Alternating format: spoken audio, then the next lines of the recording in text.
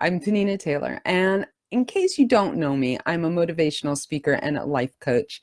And I have actually written 2 books, and now I'm working on several more actually, but primarily right now, I'm working on this parenting book, and it's called You Don't Have to Yell. And I chose that as the main focus because I find that it is a very pervasive problem that has grown over the last 20 years. So much that, you know, it's become something that not only am I very aware of that it's a problem, but also parents are also aware, but they are helpless. They don't know what to do. And so I feel like one of the reasons that this phenomenon has grown so much is that previous generations used corporal punishment, spanking, as a way to enforce compliance. Now, whether or not you believe that spanking is an acceptable form of discipline or not, right? And the general consensus today is that it does more harm than good, that it's actually bad. And in most cases, it's a form of abuse. Now, I do not believe that in every case it's a form of abuse, but whatever you think about or believe about corporal punishment, let's face it. The reason it was used in previous generations is because it was easier, right? It's easy to beat a person into submission. Well, it appears to be easier to beat a person into submission than to speak to them and to get reason with them, especially a young person who doesn't have the same reasoning capabilities as an older person does, although we'll talk a little bit more about that in a few minutes. So it's an easier form of training. So what that creates is a new situation which requires new methods of training and raising children. And it's resulted in increased frustration among parents because what do we do, right? Okay, if beating our kids or spanking our kids is no longer socially acceptable, how do we discipline, how do we train our children without that? Why do we yell? I'll explain the neuroscientific reasons in a minute, but the bottom line is it works. Well, it works the first few times. Unfortunately, it stops working, but our brain says, wait a minute, this worked before, maybe it will work again, even though it didn't work last time. And so we continue to try to do it, and it continues to not work. And so I'm here to tell you that it is possible to raise children to be healthy, whole, and completely functioning adults without spanking and without yelling. And I know because I had to learn how to do it myself. You see, I was raised as a child by a single mom. And while she did use corporal punishment, she also did a lot of screaming. That's the way I was raised. And even though I might not have thought about it, I had clearly learned, at least subconsciously, that screaming at children is the way to get them to hear you and to obey, except it's not. So I had 4 children under 6 years old. I was a full-time stay-at-home homeschooling mom. I was with my kids 24/7. And the only time I got a break was when they were asleep. My oldest child had extreme ADHD, and one of my other children was diagnosed with Asperger's before Asperger's was even a thing. So to say that I was frustrated and stressed out would be an understatement. One day, I was yelling at the kids, and my husband says to me, you don't have to yell. And I'm thinking, what are you talking about? First of all, I was extremely upset at him. Like, what did he know about this? I mean, he didn't spend all day trying to teach and raise the children while also maintaining a home and attempting to simultaneously maintain his, in this case, my sanity, right? His mom did not yell, but she also raised, we call 3 only children. All right. My husband was born and his sister didn't come around until he was 7 years old. And his youngest brother didn't come around until he was 17. So there was 7 years between the first and the second child and another 10 years between the second and third child. So, his home is not an example that my home should be compared to because I had 4 children who were all born in under 6 years. Okay. Well, sometime later, and I have no idea how much later it was. I just know that it was later. It was a lovely spring day, and I had all the windows in the house open because you know that fresh spring air, especially after you've had the house closed up all winter, it's just wonderful, right? And I was homeschooling the kids, and they were driving me crazy. And it must have been like a really bad, particularly bad day because I was screaming my head off because I just wanted them to listen to me. I just wanted them to do what they needed to do. And at some point, I realized the windows were all open and probably the entire neighborhood could hear me screaming at the kids. And so I started to walk around the house, closing all of the windows one by one, just closing them. And then something happened that was like a switch flipping in my head. All of a sudden, I realized that if I'm walking around the house closing the windows, it's because I'm embarrassed about something. In this case, I knew what I was embarrassed about. I was embarrassed that my neighbors should hear me screaming at my kids. But I realized that if I was embarrassed by it, then maybe I shouldn't be doing it. And so I decided at that moment that I was going to train myself to stop yelling at the children. And I did.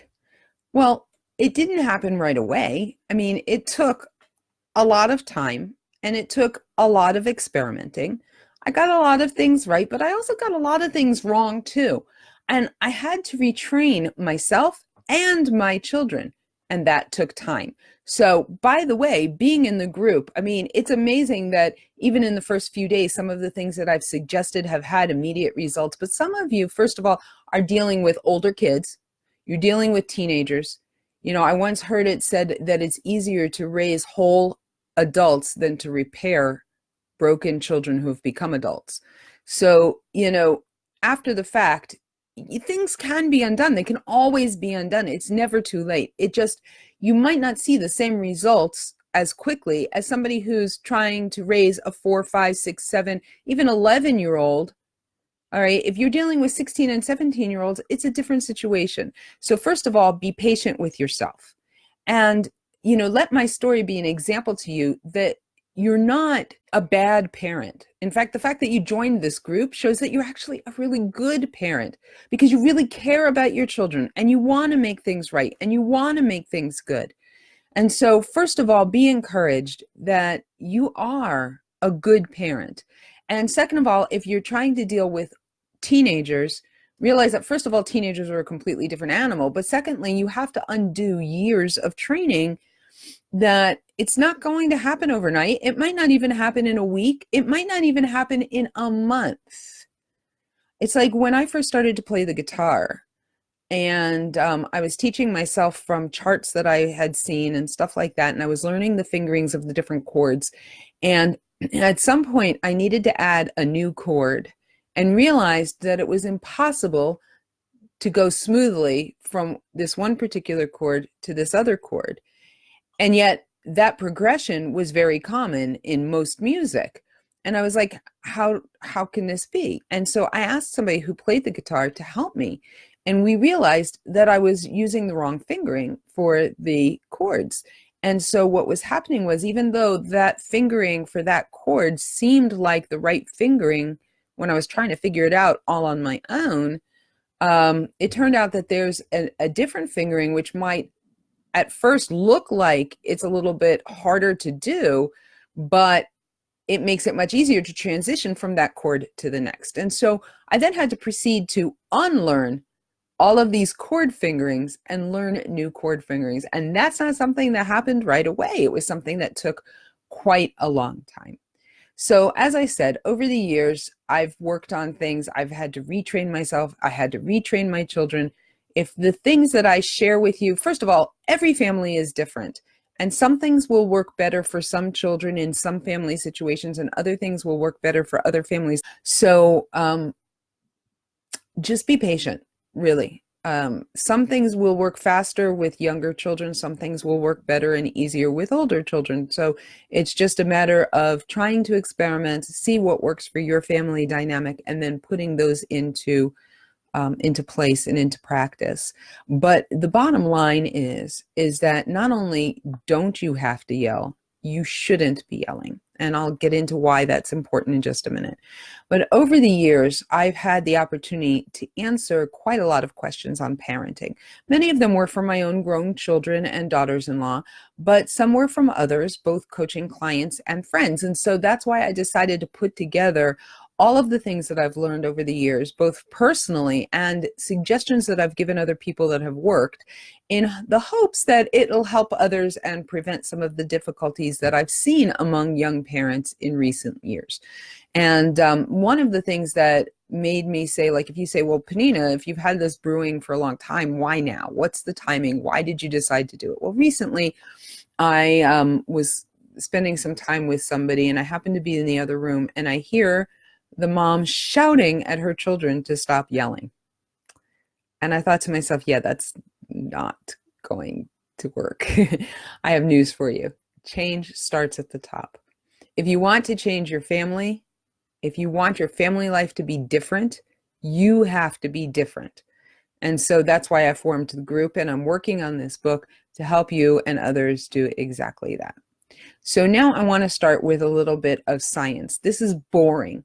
I did a video on this topic for a women's networking group that I'm a part of, and like they were snooze, this is boring. Okay, well, it's boring, but you've got to understand what's going on before you can understand how to fix it, right?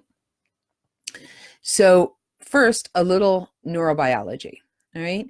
There are two parts of the brain that are primarily responsible for behavior, right?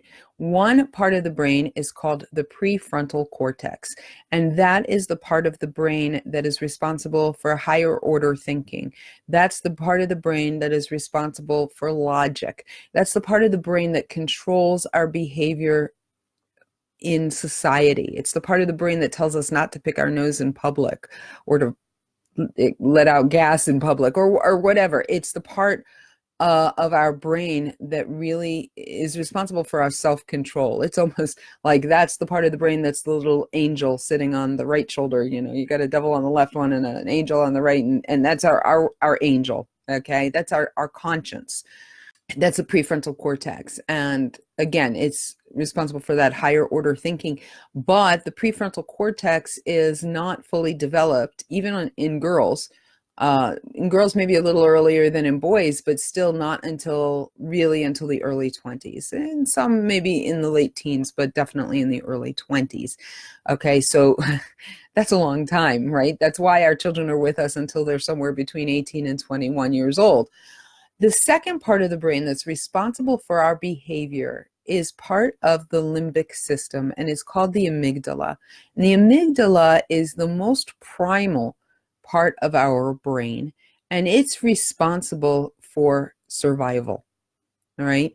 It's what causes your flight, I never can say this right, flight, fight, or freeze response. Okay.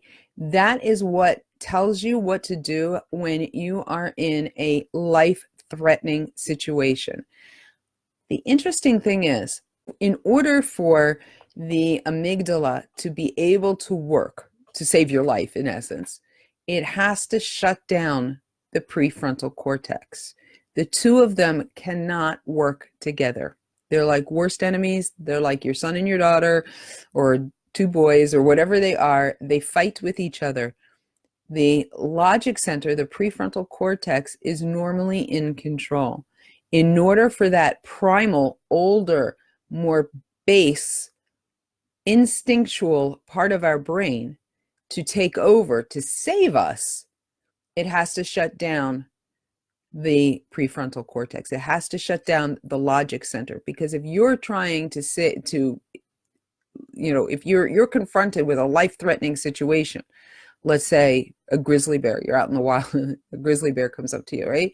The last thing you need to do is think about not, how to behave in public, or, the project that's due next week, or whatever. You don't need the higher order thinking. You need, how do I survive this now? Right? And so your amygdala, when it kicks in, it shuts down your prefrontal cortex, And the only thing you can do is fight, fly, or freeze. I told you I cannot say those three words together. That's why we procrastinate. We procrastinate whenever we have a threat stimulus, right? Something is threatening, and this is a really important principle because it gets to the heart of why a lot of these behaviors happen, okay? If your brain senses that your well-being, physical or emotional / mental well-being is being threatened, your higher order thinking, your prefrontal cortex is shut down, and all you can think about is saving your life. I'll give you another example of how this works. I have a problem called hypoglycemia. It means I get low blood sugar, okay? And when my blood sugar drops below a certain point, I get very shaky.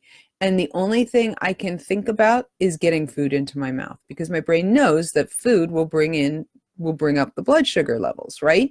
And if your blood sugar levels drop too low, your brain will shut down. You'll go into a coma. That's why diabetics who are on insulin have to be so careful not to, to make sure that they balance their insulin and their food intake at the right place, because otherwise if the insulin is too strong for the amount of sugar that they ate, then their blood sugars could drop too low and they may become unconscious. So when my blood sugars drop too low, my amygdala senses that my life is in danger. It shuts down my prefrontal cortex, which is what helps me stay on my diet, and says, no, I don't need to eat right now because I just ate and I'm still full. And, I need to stay on my diet. No, that's the prefrontal cortex. That's the part of my brain that says, no, you shouldn't have a candy bar right now. Candy bars are no good for you. And the amygdala says, no, you need to survive. Eat that candy bar now. And the amygdala, when it takes over, it rules. It rules the roost. So the prefrontal cortex shuts down, and all you can think about is saving yourself, right? So I do a whole talk about perfection paralysis and why we procrastinate. And oftentimes we procrastinate because somewhere in our subconscious, our brain has perceived a threat to our emotional well-being. It's why we don't pick up the phone and make a phone call, because there's something in our brain that's saying it's scary. That's a threat to our emotional well-being. And so we don't do it, because that's freeze or flight, depending on how you look at it, right? We just don't do anything at all. All right. So the threat stimulus can be physical or emotional, and we respond the same way to any threat to our well-being. Well, guess what? When a person is being yelled at, it is a threat stimulus, and all logic goes out the window. That includes your children. It may have worked the first couple of times you yelled at them because of shock. It may have worked because they were scared, but they will not hear a word you're saying if you're yelling at them, because whatever they have of a prefrontal cortex, which if they're young is not very well developed, shuts down completely. And all they can think about is to fight, fly, or freeze. They will either completely ignore you, they will run away from you, or they will fight you, either physically or by screaming back or becoming uncontrollable. All right, depending on the age, it looks different at different ages. So the last thing you want to do is scream at your child if you want them to think, if you want them to respond. Sometimes even calling somebody's name, depending on the tone you use, can be perceived by that person as a threat and cause them to shut down. One time I was working and I got a message from my supervisor saying, can you please come in here as soon as you can? And for the next 15 minutes, I was rolling around in my head what they could be angry at me about. Are they going to fire me? Are they going to yell at me? They're going to get upset at me. I must have done something wrong. She didn't do anything. All she sent was a text message saying, could you come into the office as soon as you have a chance? I need to talk to you. But for whatever reason, my brain interpreted that as a threat, and I began to shut down. Well, you can imagine how relieved I was when I found out that they just wanted to give me a congratulations for how I had handled the difficult situation really well. But that's how the threat stimulus works. It can be anything that our brain, conscious or subconscious, interprets as a threat. And then we're only going to do one of three things. We're going to run away, we're going to fight, or we're going to freeze. And none of those are what you want from your toddler when you're trying to get them dressed to go off to school. So, backing up just a little bit more, we have to understand what's going on in childhood in order to see how this is all working out and what the best path is in order to deal with it, right? So when we're born, we're actually not really sentient in the truest definition of the term, because we're not self-aware. We are aware of mom to some limiting degree, that there's this other creature that holds us and feeds us, stops the pain in our stomach, cleans us up and gets rid of that discomfort in, the bottom half of our body. But it's very limited because, first of all, there's no language development yet. And so there's no tags to put on any of this. It's a very rudimentary awareness of the existence of other. We're aware of other pretty quickly, but and soon our awareness of other begins to expand, right? First, it's just like mom and maybe mom and dad. And then we become aware of siblings that are around us or other people that take care of us or things like that. Somewhere around 2 years old, we start to become aware of our own existence. Now, it starts at a very, very basic level when a baby starts staring at their hand, right? And when they start realizing that if they go like this, they hit something and it, causes pain or whatever. This is why babies do things that seem like they're a real bother to us, right? Like the dropping game, you put them something in their hand and they go and they throw it, or they drop it off the tray or whatever, and you pick it up and they put it on the table and they pick it up and they throw it down again, because they're learning that they have power. And this is really important for us to understand, because as our awareness of our own existence begins to take form as a toddler, we say to ourselves in an unconscious way, of course, okay, that's mommy, that's daddy, that's brother, that's sister, that's teacher, that's grandma, whatever, that's the dog. Who am I? And so we begin to wander through life carrying a big board that says, who am I, on it. And instead of like sticky notes, it's like a sticky board. I don't know if you've ever seen one of those, but instead of having the sticky on the notes that you can stick anywhere, it's a big board that has sticky all over it. And then anything you put on it, you want to make sure you don't forget where the keys are. You can put the keys on it. I mean, obviously, weight would affect it, but you know what I mean? You got a letter from grandma, you can put that up there, whatever. So we walk around like this sticky board asking the question, who am I? And as things happen in our lives, we interpolate, I guess that's the right word, we infer, we extract from what has happened meaning. We try to get a definition for who we are. Somebody laughed at something I did. I'm stupid, right? I fell down or I broke something and mom yelled, I'm a klutz. We suck in all of these messages that we get through our life. And we do this really, well, we do it all our life, but to the greatest degree, we do it from the time that we're 2 to sometime when we hit puberty. But as we all know, by the time we hit puberty, our picture of who we are, this collage that we've created by sucking in all of these different messages that we've gotten, has formed this picture of our own opinion of ourself. Part of developing that picture of who we are is experimenting with how much power do I have? Where do I fit on the hierarchy of the family, of life, of, you know, um, do I actually have power? And so we, as we say, you know, how we talk about how children push the envelope, they push the limits, right? They're trying to figure out who they are, and that involves how much power they have. So there's an interesting um, psychologist, philosopher. His name was Maslow, and he created a hierarchy of needs that all people have, and you can't get a person to accomplish or even think about needs that are higher up on the hierarchy until they have established and until they have the needs that are at the bottom rung. So obviously the bottom rung is going to be physical needs, shelter, clothing, right? Things like that.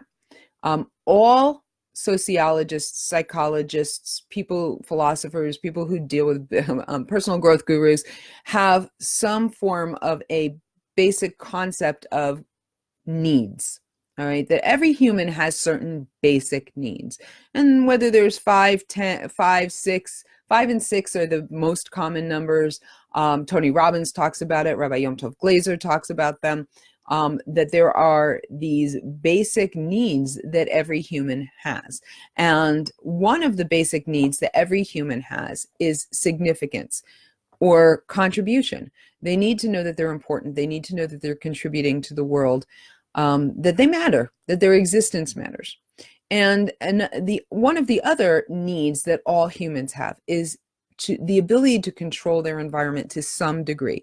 We can deal with a certain level of lack of control, but we have to have a minimal amount of lack of control. And we have more control in one area. We can deal with less control in another area, as long as we have met that certain level of the baseline of our need for control, okay? So we're all searching for significance, and we are all in need of some level of control over our environment. Because of this, all of life is a power play.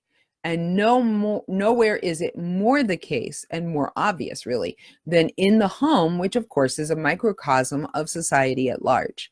So if a person feels powerful, then they have less of a need to exert power over others, right? And we see that with bullies. You know, everybody thinks that a person is a bully because they feel powerful. No, a person is a bully because they feel powerless for some reason, and it may be justified. Maybe they're being abused or something, or their parents are super controlling, but sometimes it's not justified in reality, because as you know, what we perceive is not always reality, right? Many times what we think is the case is really a warped view of reality, because we see reality through the lenses of that picture that we have created of who I am, the collage that we carry with us throughout our life. And that causes a filter through which we see everything in the world.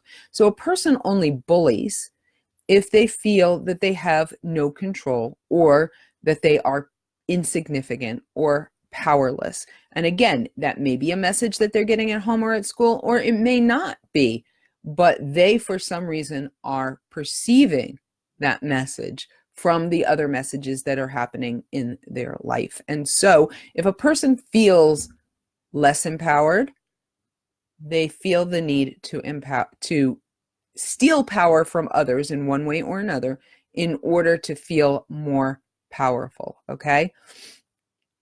So first and foremost, as I said, we have to remember that giving power reduces a person's need to take it, right?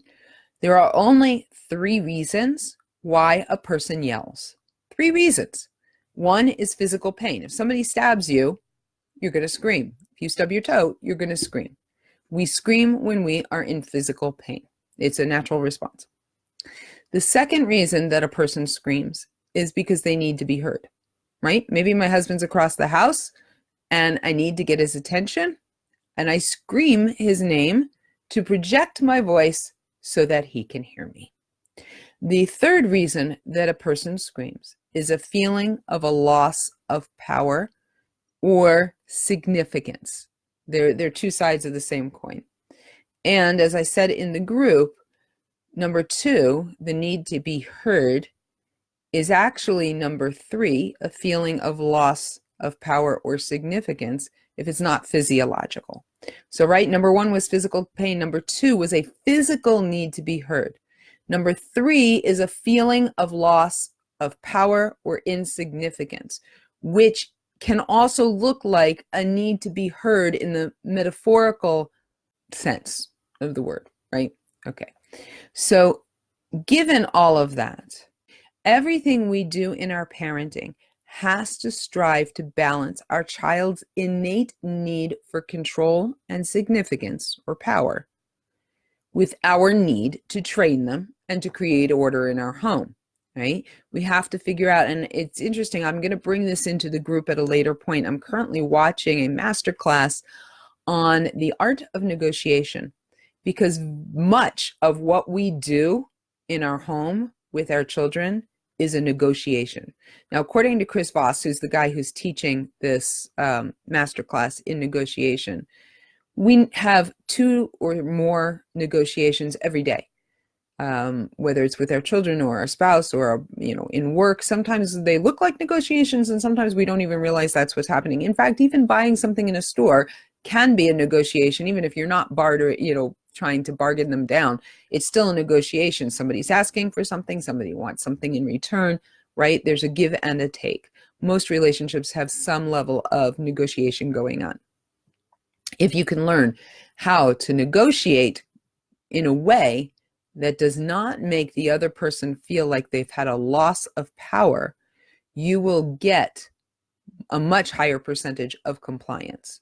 You will get much more of what you want. There are four main principles as of right now that I operate on here. And that's important to understand for all of the stuff that's going to be going on in the group, right? So the first principle is, once you raise your voice, you've already lost control, and your child knows it.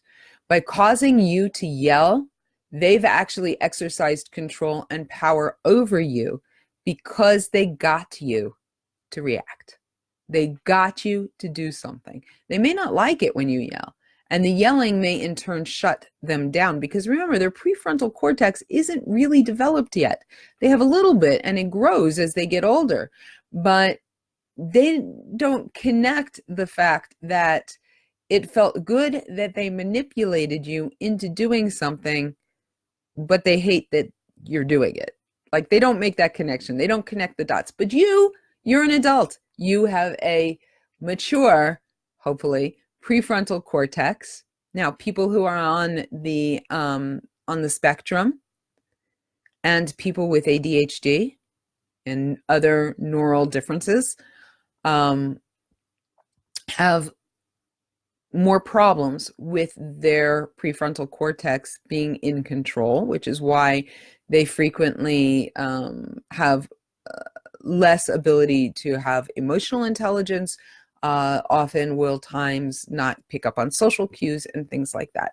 But even an adult with Asperger's definitely has a more developed prefrontal cortex than a child does, okay? So they're not connecting the dots the way that you can connect the dots. If you yell, you've lost the battle. If your child gets you to yell, you're done. They won. Nothing else you do from that point out is going to get the results that you're looking for. So that first main principle that I'm operating on is, once you raise your voice, you've already lost control. You've lost the battle. All right. And they have managed to control the situation, which is the last thing that you want. The second one, which you've all already picked up on, is that a whisper is always listened to more than a yell. In fact, I was working in a co-working space for a little while, and I remember when I was kind of introduced to the rules of the room, the director said to me, "We would rather you speak, but in a quiet tone, than to whisper, because our brains automatically interpret a whisper as a secret, something very important that's trying to be hidden. And that's why a whisper is way more powerful than a yell. We automatically want to hear when somebody whispers. Obviously, if you're in a home where the volume has gotten fairly high, it means that everybody's tolerance for noise is also equally high. So they're tuning out more and more and more and more, which means that the first few times you whisper, they may not even notice you're talking to them. So you have to, figure out how to do it in such a way that they realize that that's what's happening. If you can whisper to your husband, it might get the attention of the children. Or if you whisper to one child, it might get the attention of another child. But when you feel like yelling, whisper. Speak in a very quiet, barely vocalized voice. The first time you do it, it might even scare them, depending on their age. All right, so number one was, once you've raised your voice, you've already lost.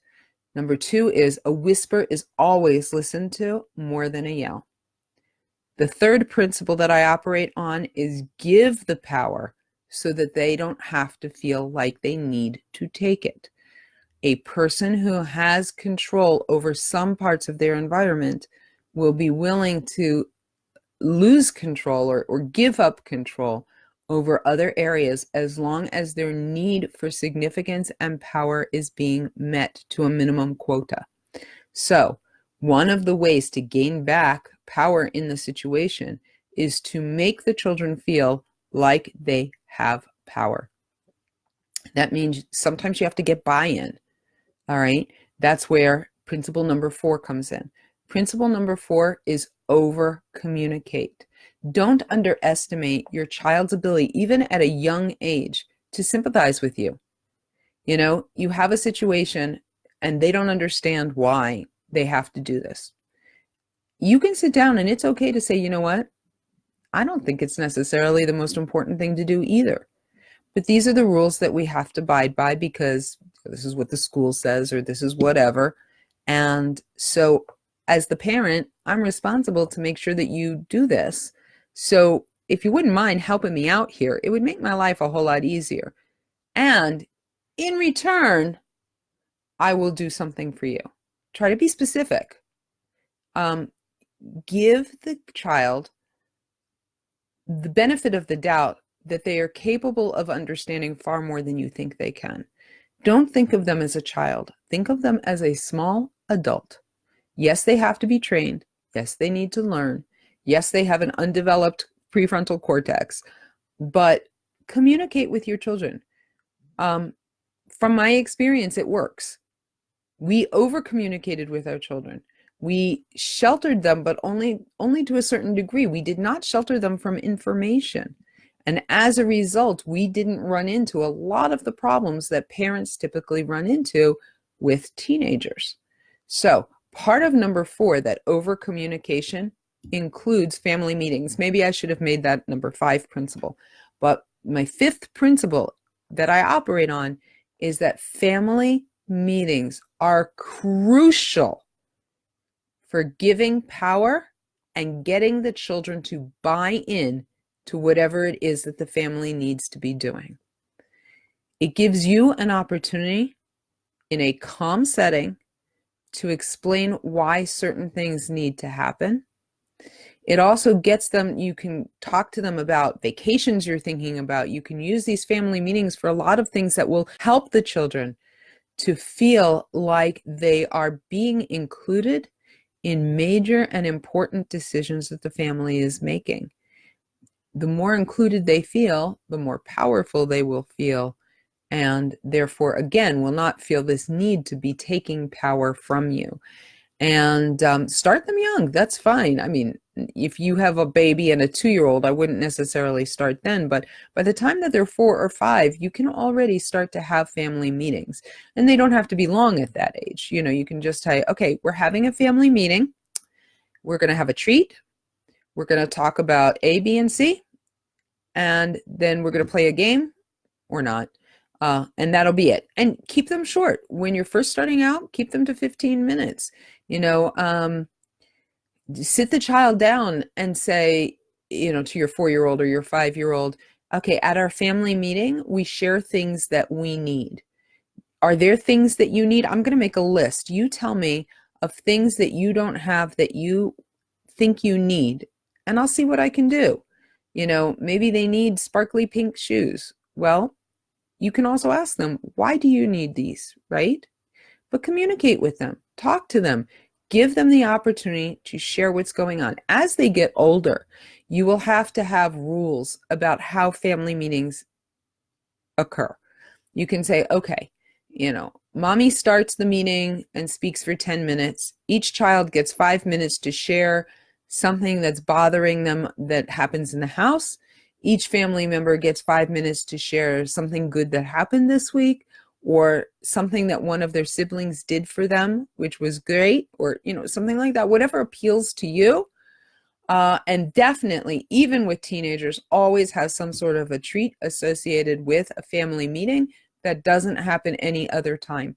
Whether it's that you order pizza for the family meetings or that you bring in a bag of chocolate, it doesn't have to be food. It can be something else. And it can be whatever your family can afford.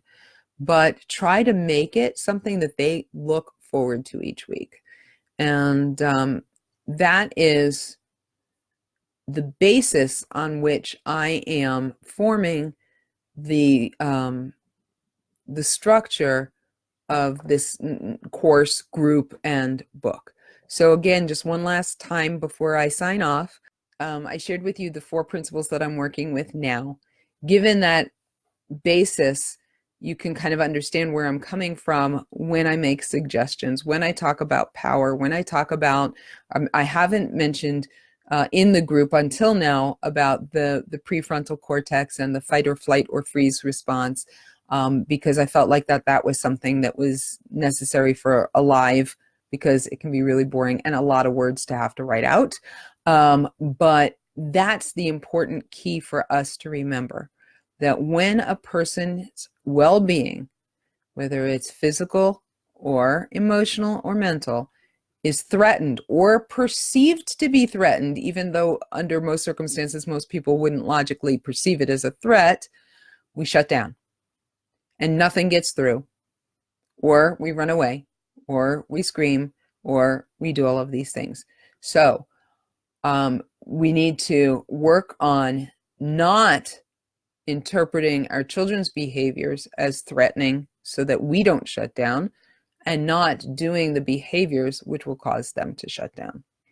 Here's to parenting with power and empowering. And you guys have an amazing week. I look forward to interacting with you on the group and to future lives, hopefully, where I can share some more insights that I've gained over time. Thank you for being a part of my community and my world, and I really appreciate you. All right, take care.